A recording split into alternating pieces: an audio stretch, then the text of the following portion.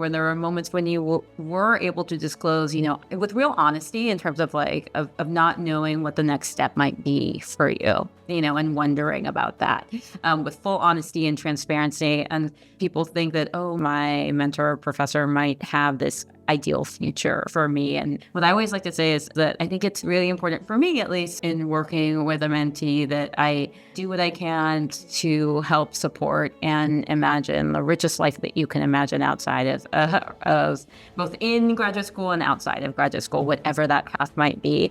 Some of my favorite conversations with you were when I really felt like you were able to kind of take stock and say to me something that I don't know if it was nerve-wracking to do at the time, but I felt like you trusted me in those moments. And it was really meaningful to me to be able to have that kind of mentoring relationship to me, where I felt like you were being transparent and honest and able to say, I don't know if this is right, or I'm not sure. Because then I felt like I could support you in a way that was honest and attentive to what your, kind of, for lack of a better term, it's going to sound so sentimental, but wishes and dreams were for your life, which is ultimately what I wanted to do.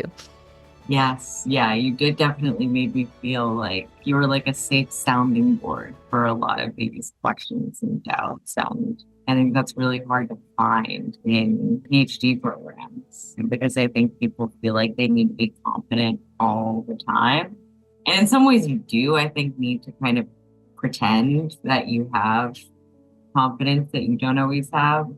But I think it's also really essential to have spaces where you can voice like serious doubts.